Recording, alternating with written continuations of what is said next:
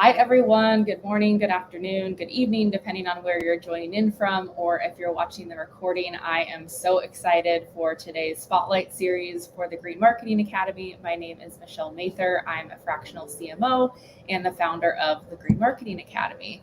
I have been looking forward to this live for several months now. Today, I'm joined by Jonathan and Ashley from the SmartSolve team, and I had learned about SmartSolve back in, I want to say, September or October of last year from one of their interns who reached out because she had attended one of the panels that I was on with I believe it was the American Marketing Association, and connected with her and then connected with the team, and I'm very, very excited to dive into the innovations that SmartSolve is really pioneering today with water-soluble packaging. So I'll hand it over to Jonathan and Ashley to just give a brief intro, and then we'll dive right in. Thanks for being here. Michelle, just wanted to thank you first for having us. We're really delighted and honored to be guests on the program. And a special shout out to that intern, Dana, who is working right now over in the office next to me. We're really excited to be connected to work like the Green Marketing Academy, and Michelle, the work you've done. We're super excited to be connected because we have, I think, an important message that's a broader part of what you're attempting to do. And our company is very unique. I had the privilege of being a part of it from its very conception. I call myself, in this context at least, an entrepreneur, because SmartSolve was a part of a larger corporation, CMC Group, and we were incubated until 2022 when we spun out of the corporation because of our growth, and now are out of the nest and flying with our own wings, and facing headwinds and tailwinds and the like. So it's been a really exciting journey. And one of the really cool things that makes us incredibly unique, being birthed out of that ethos of CMC Group, is the kingdom-minded purpose. So there's our founders, CMC Group founders. They're Christians who have the belief that business ought to be much more than a simple transaction of revenue. In fact, the business can be used for things that are good, beautiful, and true. So the purpose statement of SmartSolve is to glorify Christ through our character and actions as we faithfully steward his creation and resources. So in everything we do, it's tied to a deeper purpose that gives us hope, that gives us purpose. Every day we walk in the doors, we know that we're doing more than just clocking in and clocking out. So that's just a real quick intro, and thanks again for having us on. So Ashley Hutz, I'm the Director of Sales and Marketing. And I've been with the company since May of 2021, and it's been just such a fun journey. And I really believe in what we can offer the market and believe it has the potential to really revolutionize the way we look at product packaging, whether it's on shelf or it's more, utilitarian. We think we have a better end of life for our packaging materials. So much of what we buy as consumers ends up in waste, right? Waste management systems, landfills, or sometimes recycling, but there's some hard truths to the realities of recycling. And we know and support and love, and we know we need recycling, but we see this as a little bit different of an end of life for product packaging. So we're really excited about that, and I'm just thrilled to be a part of it. Yeah, thank you so much. And Jonathan, I know you touched a little bit already on the mission of SmartSolve, but if you could both share just what is your vision for the company, say in the next 3 to 5 years or so? Sure. Yeah. So that I shared with you our purpose statement. We actually have a purpose statement, a mission statement, and a vision statement, and then core values. And maybe I'll share the vision statement and let Ashley talk about the mission and core values. One of the things that you want to be as an organization, any organization, I think, is you want to have aspirational goals that cast a true north, so that people that come to you that want to work with you, that they can be gravitated towards whatever that true north is. And in every journey that we have, we're going to face mountains and obstacles and hurdles. But when you have a true north, you might have different strategies to get around those obstacles and hurdles. But at the end of the day, you're continuing to journey towards that true north. So our vision statement is to make packaging no longer trash. Highly aspirational, like the Northern Star. We know that we're going to play a small role in that, but in the role that we play, it matters to us. And that's the guiding force that when we go to product development decisions, or we think about commercializing technologies, or we consider what kind of packaging our material can actually become, it's guided by that vision to make packaging no longer trash. So I'll ask Ash if she could share the mission and core values. Yeah, so we're gonna help people to make packaging no longer trash by enabling people to better care for the planet by pioneering zero waste packaging technologies. So that's our official mission statement. But there's some key language in there, enabling people to better care for our planet by pioneering zero waste packaging technology. So we really are making a bold statement, not only making packaging no longer trash, but the whole idea of zero waste has never been more possible than with SmartSolve materials. Awesome. Yeah, thank you for sharing. I always like to ask the question about core values too, because it's truly, we do a lot of work with our members and our students when we do our trainings, and that's always the foundation of where everything begins. So Yeah, and I totally forgot to mention our core values. So we have those guiding principles, right? Our vision, our purpose, our mission. But every company has a set of core values, and they really shouldn't just be, sentiments on a wall. We really like to think that we live by those core values. So ours are really simple. They're words, but they are backed up with truth. So character, we're unashamedly ethical. Drive.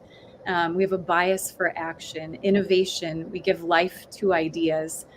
Joy. We emphasize faith, family, fun, humility. We prioritize the needs of others, and then growth. We equip and invest in our team. So those are our core values, and each of them are kind of undergirded with a biblical passage, so that it really is really rooted in truth. And so that's really important for our team and our culture. Awesome. Thanks for those insights.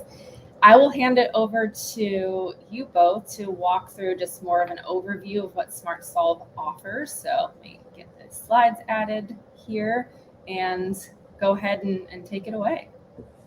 Yeah, so right here you can see our mission statement, and I'm not going to try to make you dizzy by going through every single slide in our deck and going back and forth. So we'll kind of just walk through the chronological order within which the slides are created to try to give a quick overview. I understand, Michelle, you have some questions, some audience questions as well. So we want to make sure that we have more than enough time to answer those questions. But first, we'll try to cast that vision of how we're going to get to making packaging no longer trash. And this first mission slide, Ashley talked about this, are the 4 Ps for us. Those Ps matter. They motivate us to step into the arena with technologies that give us a chance to do that. And this slide here talks about the new patented technology. We had just won a patent in the U.S. last year, and now it's a PCT patent, so it's going out, and we're working in different countries throughout the world to hopefully win it there as well. But the patent is really exciting because it gives us the ability to not just play in a market, not just win in a market, but to own a market.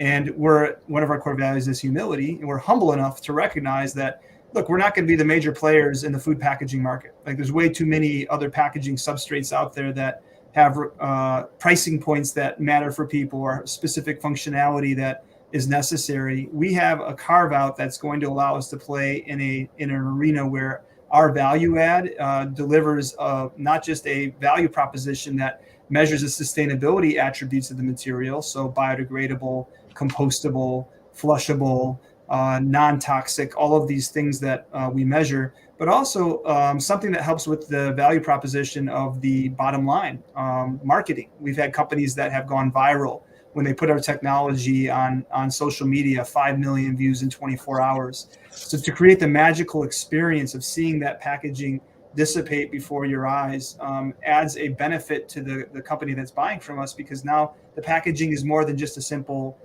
ornament that they're adding on to the product. It actually becomes a functional part of what they do and say. So we want to be in that arena, and what this patent covers essentially is the combination of biopolymers. There's been billions of dollars of investment into biopolymeric technology. Think PLA, PHA, PBATs. So it's the combination of biopolymers to water-soluble paper, and specifically targeting food packaging.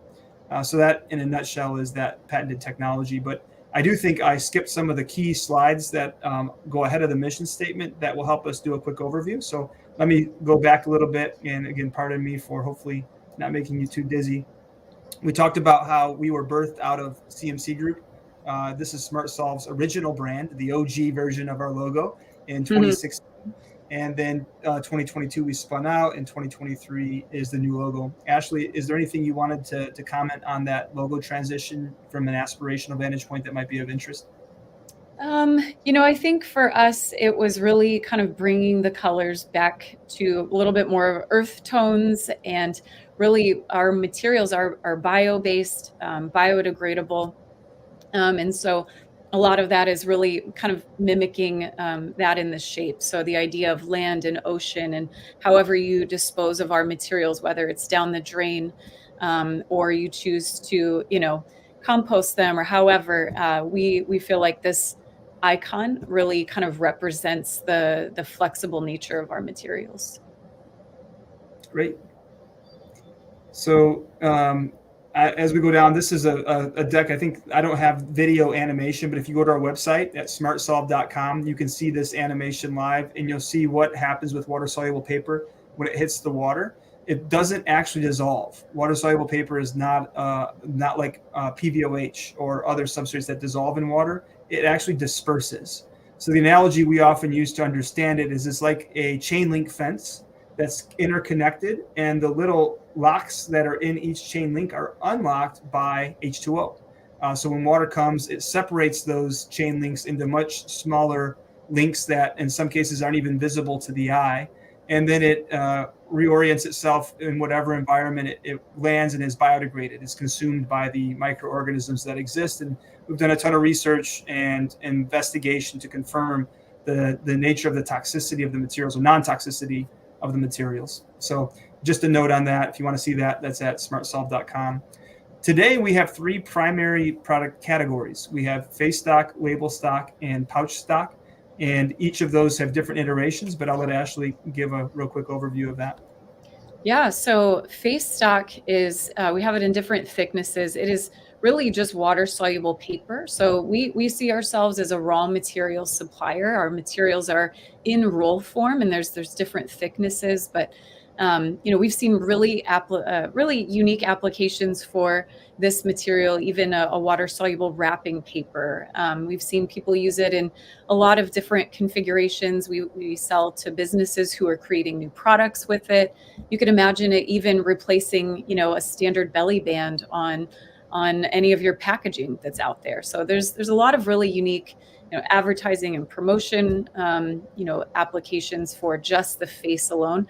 I keep thinking the best application for that paper is just to, your toilet paper. Like if Scott toilet paper, if anybody out there is from Scott or knows them, they're wrapping their toilet paper all the time in just paper, right? So why shouldn't that paper be flushed, right? Think about the applications if this were to really kind of infiltrate our product packaging that we know today. So that's face stock. Our label technology is kind of tried and true. It's been used very heavily in kind of back of house work in progress applications, such as food rotation, and restaurants are using this material. We are also pursuing a PR certification today. So with that, we really believe that this could take place in your prime labeling applications, because we've actually proven that our materials can improve the recyclability of a PET plastic. So we've done some independent laboratory testing. They've verified that our materials rinse off entirely during the recycling wash process. And what that does is it leaves behind a pure plastic granule. So we can actually make the claim that our label technology can improve the recyclability of PET plastics. So we're in some of the final stages of APR certification and are really excited. Maybe we can talk again, Michelle, once we have that and what that means for the market. But so we have both direct thermal and thermal transfer applications. And again, great for work in progress, but also really great for prime labeling. And then our pouch stock, we see this as really kind of our, how do I want to say this? This is where we're headed. This is the future of SmartSolve. This is something that we have IP around with the patent that John spoke about. And we're pursuing direct food contact in our facilities. We're going through ISO. So we're really excited. We really hope to be the product packaging for your next granola bar. So I really hope that you walk through your grocery store in the next 12 to 18 months and you start to see, different types of labeling on your packaging that says, maybe it has a different end of life. Maybe it's water soluble and flushable. So we're really excited about the application in food, but we've got a lot of customers today in beauty and personal care. And actually, we are the tampon wrapper to a tampon called Day that's out there that's actually just entered the US market.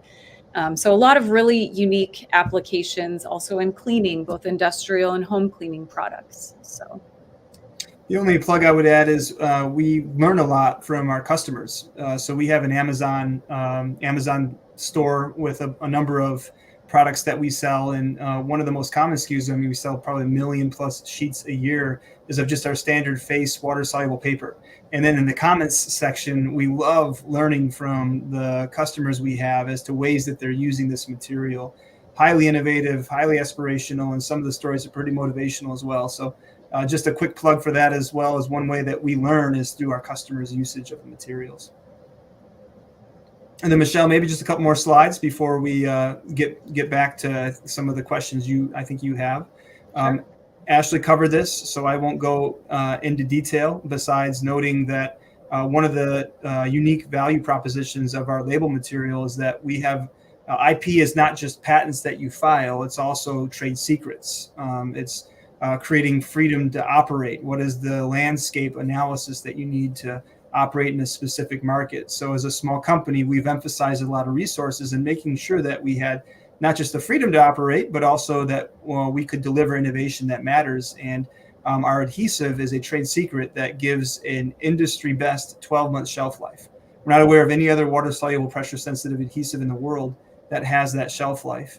And it gives us a certain competitive advantage. Everything else Ashley shared, we're really excited about APR certification, but just a quick add on with label technology. Ashley, before I go to the next, any comments? No.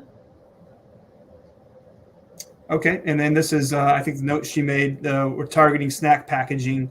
We're looking at creating 3 different kinds of flexible packaging specifications in the market. The first is what we call a zero barrier technology, which is what we have in effect today. That material is commercialized, but we're bringing new iterations that will be 100% bio-based. So today we have a PVOH layer as an adhesive on our water soluble paper, and it meets one of the metrics that we use to measure impact is OECD 301B's biodegradation metric. So our materials in the flexible packaging arena are readily biodegradable, meaning that they 60% biodegrade within 10 days of the test initiation. So that zero barrier category works for technologies that don't need any specific protection of oxygen, moisture, or grease. So that technology, although it exists today, we're going to be continuing to bring more iterations of that continue to amplify the claims we can make with that material.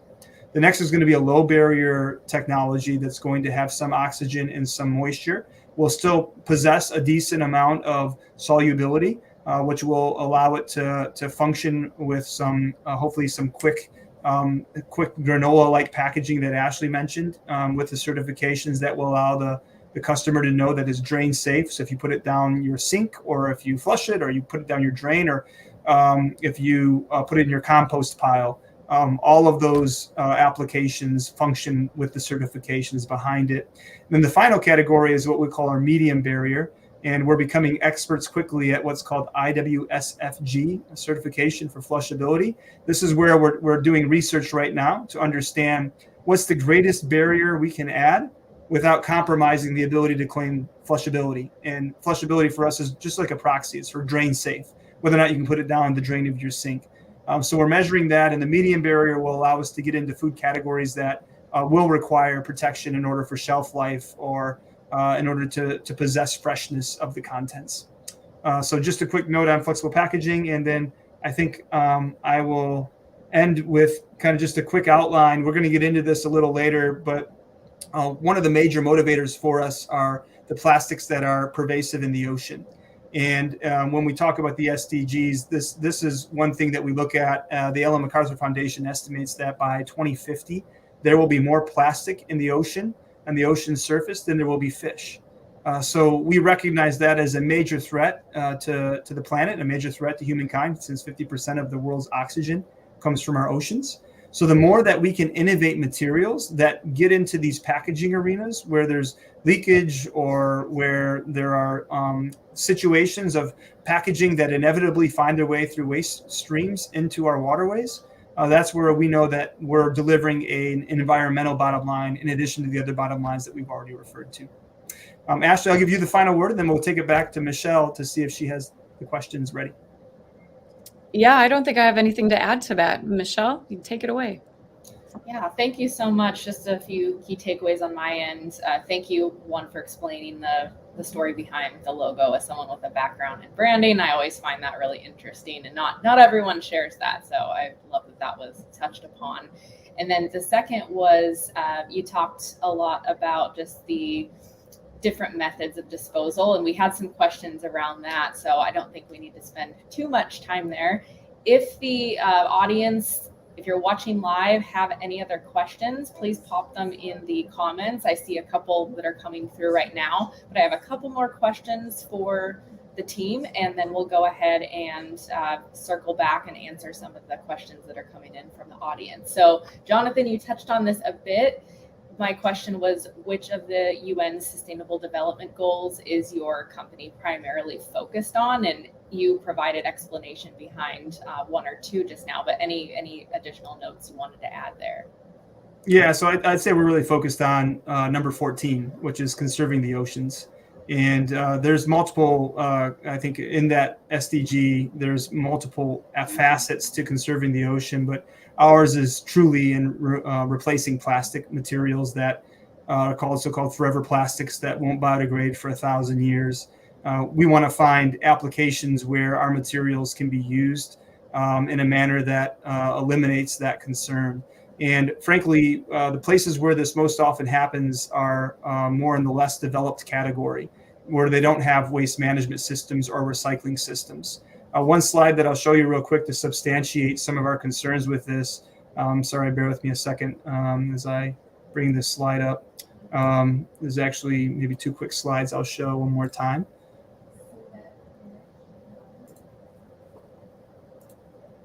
So this chart will show you if we achieve the current commitments in recyclability, which is the major push of all of the brands, we're still going to be far short of stopping the plastic leakage into the ocean.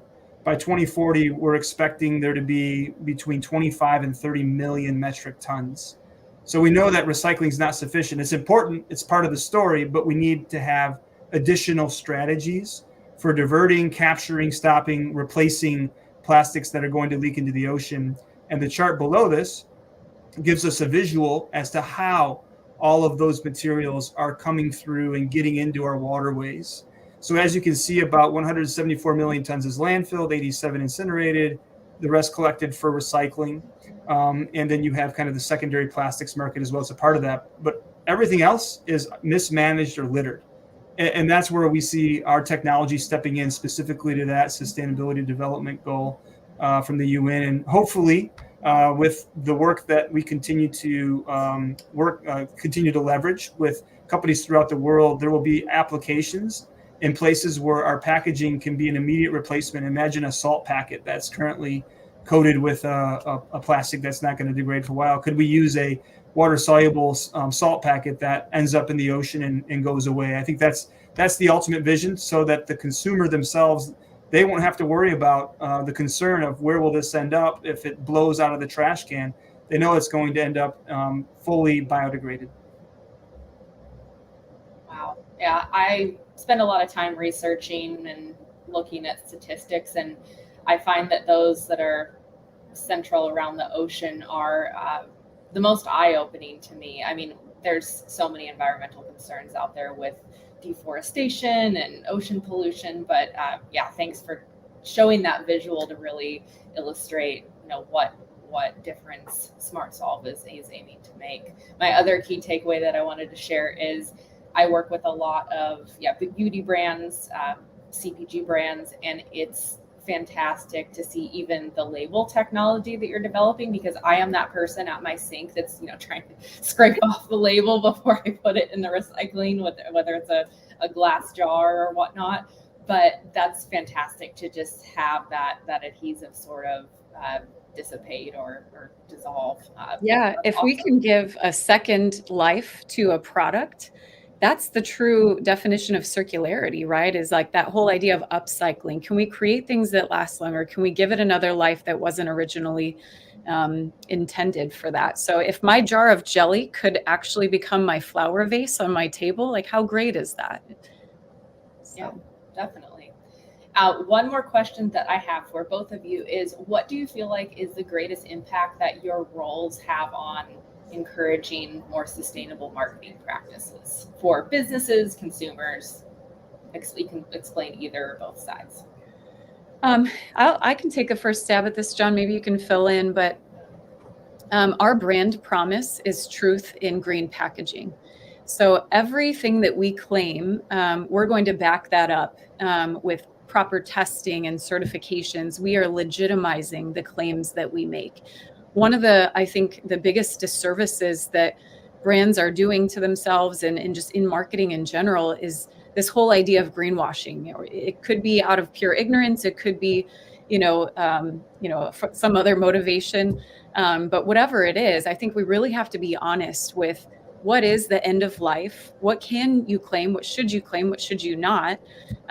Just because something says, for example, we give the example, if something says it's compostable, that doesn't always mean you should go and just put it on your compost pile. There's different types of compostability. And so we like to believe that through our work, we're helping to educate people with showing them the right tests to be able to claim something's biodegradable and in what environment and in what time frame. Because if you just say it's biodegradable, well, sure, everything's biodegradable at some point. It might take 700 years, but if we can help them to understand by what test method, what percentage of biodegradable and what time frame, we can really come one step closer to just really kind of living out the brand and helping others to live out their brands more effectively.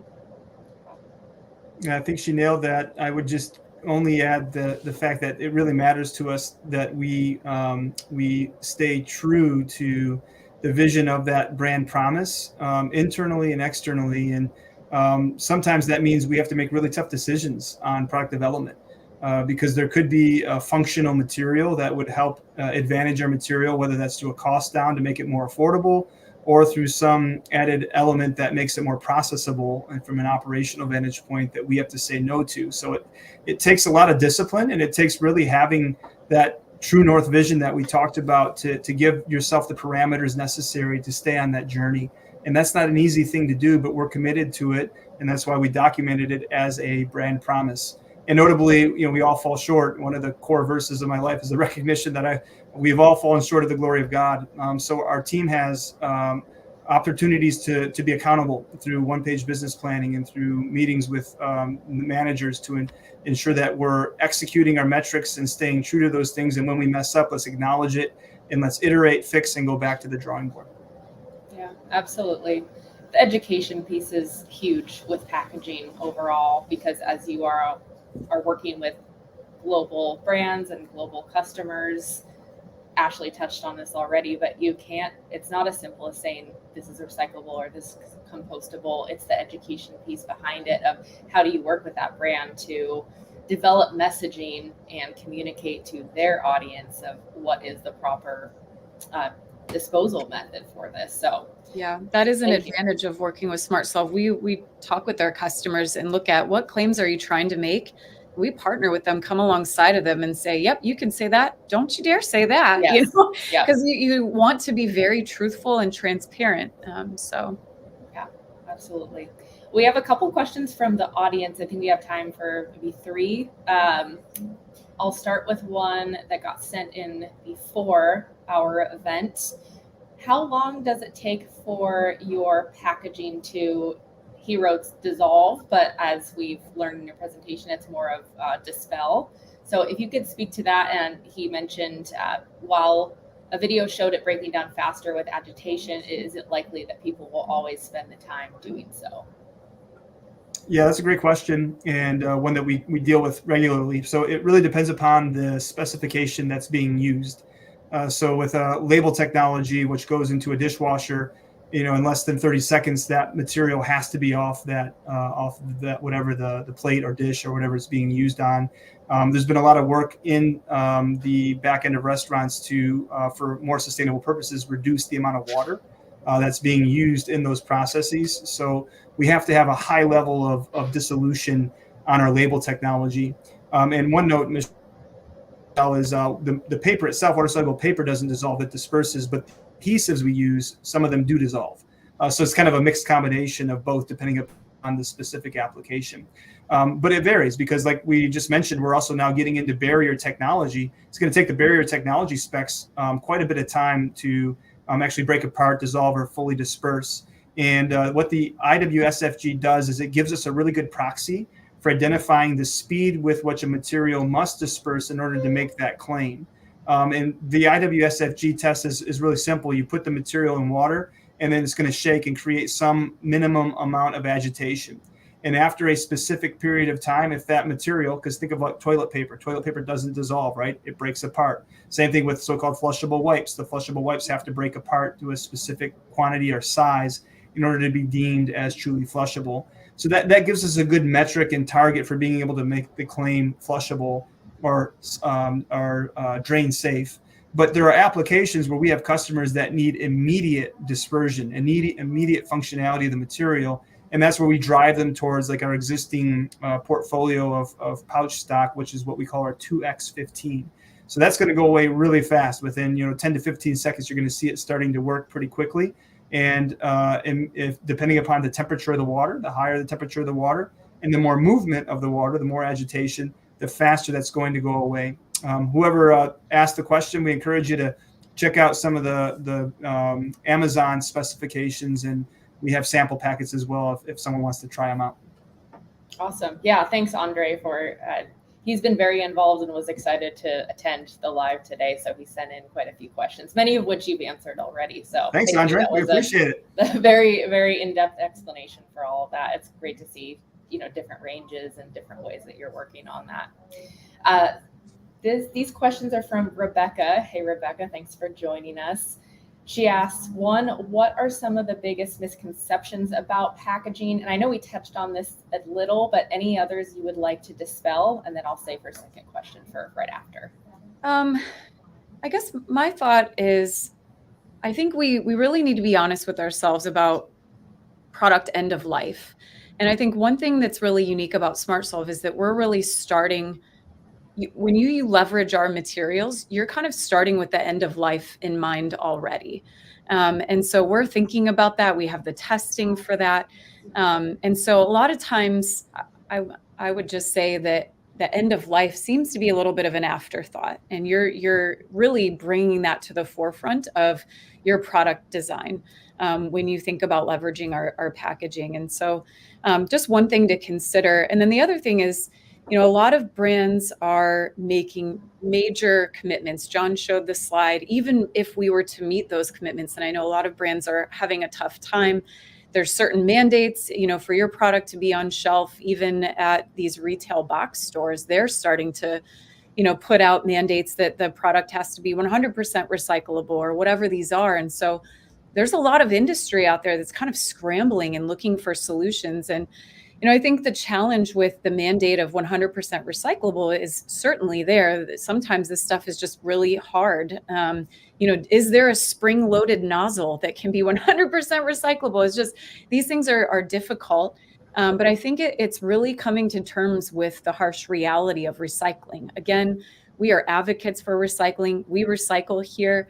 But I think the reality is that a lot of materials aren't getting recycled, whether that's due to infrastructure or sorting limitations at different materials recovery facilities, I really believe in the notion that if we keep doing the same thing and expect a different result in society, that's really the definition of insanity. That's what Einstein said. And so we're offering a different end of life. We're offering an innovation that is totally outside of the box, but we think it could, with wider adoption, we think it could put a dent in some of these metrics that we've alluded to today.